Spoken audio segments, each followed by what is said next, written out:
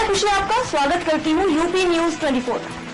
आइए नजर डालते हैं आज की मुख्य खबर पर। रक्षा मंत्री राजनाथ सिंह ने कहा कि यदि कोरोना और यूक्रेन रूस युद्ध नहीं होता तो हमारी अर्थव्यवस्था का आकार 4.3 ट्रिलियन डॉलर होता। भारत की तरह ही अमेरिका और चीन में भी महंगाई का संकट है।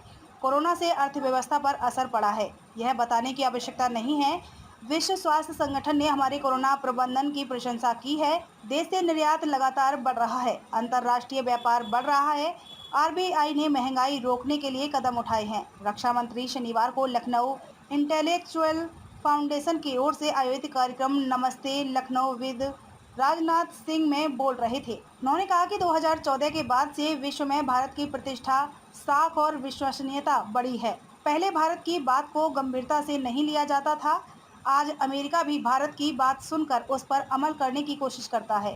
नेतृत्व प्रभावी होता है तो विकास को कोई नहीं रोक सकता है। डिफेंस की क्षमता और अर्थव्यवस्था से किसी देश की ताकत का आकलन होता है। रक्षा मंत्री ने कहा कि मैं जानता हूं कि कोई यह दावा नहीं कर सकता है कि क्षेत्र का समग्र विकास किया गया है, लेकिन जो कुछ भी मुझसे संभव था वह किया। रिंग रोड लखनऊ का ड्रीम प्रोजेक्ट था, उसे पूरा किया जा रहा है। नेशनल हाईवे अथॉरिटी को कहा है कि रिंग रोड का काम जल्दी से जल्दी पूरा किया जाए। उसकी गति तेज कराने के लिए नितिन गडकरी से भी बात की है। जो जनता कहती है वह मैं कर देता हूं। राजनाथ सिंह ने कहा कि लखनऊ के 6 फ्लाईओवर पूरे बन गए हैं, 5 फ्लाईओवर और स्वीकृत हुए हैं। रेलवे स्टेशन का भी विकास कर रही है। Gomti Nagar railway station world class बनेगा। पैसे का संकट नहीं है, रेलवे की समस्या है कि भूमि खरीदने वाले नहीं मिल रही है।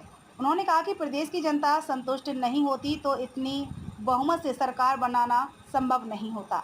अप्रैल में 1,60,000 करोड़ रुपए का कलेक्शन हुआ है।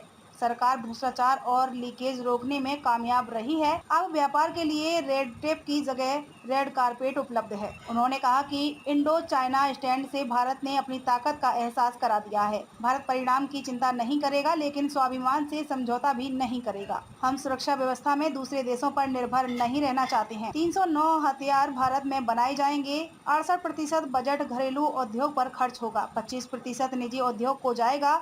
उन्होंने कहा कि इंडो चाइना स्टैंड से भारत ने अपनी ताकत का एहसास करा दिया है। भारत परिणाम की चिंता नहीं करेगा, लेकिन स्वाभिमान से समझौता भी नहीं करेगा।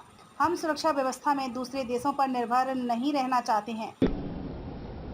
और आलमबाग और इससे अतिरिक्त बहुत सारी चीजें हैं, उन बहुत मैं विस्तार में नहीं। जहां तक प्रदेश का सवाल है,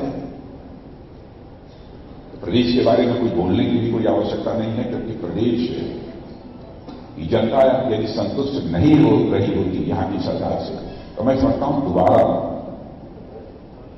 इतनी मेजॉरिटी गवर्नमेंट बनाना किसी भी सूरत में संभव न होता। मैं यह नहीं कहता हूं कि पूरी तरह से कहीं की भी जनता संतुष्ट हो जाएगी, उसी आधार पर अपने मतों का प्रयोग करेगी, आवश्यक नहीं है। केंद्र का जहां तक सवाल है, इस सच्चाई को कोई भी स्वीकार करेगा, भले ही हमारा विरोधी क्यों न हो। 2014 से जब से हमारे प्रधानमंत्री मोदी जी ने शासन की बात को अपने हाथों में संभाली है, अंतर्राष्ट्रीय जगत में भारत की प्रतिष्ठा बढ़ी है, भारत की विश्वसनीयता, भारतीय साख बढ़ी है। और मैं जानता हूं, पहले भी मैं विदेशों में गया हूं, क्योंकि पहले भी मैं सक्सेस ट्रांसपोर्ट बड़ी इसलिए है कि एक हमारी हम स्ट्रांग लीडरशिप है, इसको स्वीकार करना पड़ेगा सभी को। मोदी जी के रूप में एक बहुत ही सशक्त नेतृत्व भारत को मिला है, इस सच्चाई को सबको स्वीकार करना पड़ेगा। अथक परिश्रम करने वाला, दिन रात परिश्रम करने वाला। मैं तो कभी कहता हूं, हम लोग तो साथ काम किए। मैंने कहा आपको नींद आती है कि नहीं, कैसे क्या करते हैं? मैं देखता हूं चेहरे पर जो एक वो रहा है, क्योंकि इंटेलेक्चुअल्स यहां बैठे हैं, उसके तरह तरह के इंटरप्रिटेशंस भी हो सकते हैं, लेकिन जो कहा जा सकता है और जिस कड़ाई के साथ कहा जा सकता है, जिस शक्ति के साथ कहा जा सकता है, मैंने किया। लेकिन मुझे यह बताया गया कि एक ऐसा भी कॉन्ट्रैक्टर, 2 कॉन्ट्रैक्टर था कि उतना पैसा ही नहीं लगा पाया, इसलिए उसका काम, जितनी उसके काम की प्रगति होनी चाहिए थी उतनी प्रगति नहीं हो पाई। तभी national highway authority of India को भी कहा है, कंसर्न मिनिस्टर नितिन जी को भी कहा है, उन्होंने भी इस संबंध में बुलाकर बैठक की है, बातचीत की है। उसकी स्वयं चिंता है। और मैं सर्वाधिक चिंतित यदि किसी को रहता हूं तो अपने उस ड्रीम प्रोजेक्ट को लेकर जो हमारी रिंग रोड है, उस समय लोकसभा में भी यह घोषणा कराई थी बजट स्पीच में कि हमारा यह गोमती नगर में होगा वर्ल्ड क्लास रेलवे स्टेशन बनेगा। और इस स्वयं कंसर्न रेलवे मिनिस्टर ने इसकी घोषणा की थी। काम चल रहा है, कई रेलवे लाइन्स बढ़ रही हैं, इसकी भी जानकारी आपको होगी, और कई ट्रेन और अधिक चलने भी लगी हैं गोमती नगर से। लेकिन हमारी कल्पना यह थी गोमती नगर रेलवे स्टेशन ऐसा बन जाए कि कोई यदि कल सुबह 4 बजे से निकलना है तो वहां यही बात मैं कहता हूं। अमेरिका जो दुनिया का सबसे धनवान सबसे ताकतवर देश है, अमेरिका में जितनी महंगाई इस समय है, 40 वर्षों के इतिहास में अमेरिका में इतनी महंगाई कभी नहीं। चाइना के समक्ष भी यह संकट है। जीडीपी की ग्रोथ रेट के मामले में भारत आगे बढ़ रहा है। इस क्राइसिस के बावजूद यूक्रेनियन क्राइसिस और यहां की ये जो कोरोना की क्राइसिस है, कोरोना क्राइसिस को लोग मानते हैं कुछ लोगों को जुकाम हो गया होगा, बुखार हो गया होगा, कुछ लोगों की डेथ हो गई होगी, या कोई बड़ी चीज के कारण देश की अर्थव्यवस्था पर क्या प्रभाव पड़ेगा।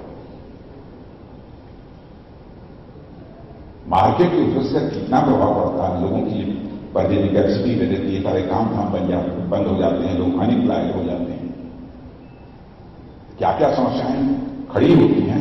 मैं समझता हूं कि इस वर्ग के बीच खड़े होकर तब तक के लिए बने रहिए यूपी न्यूज 24 पर।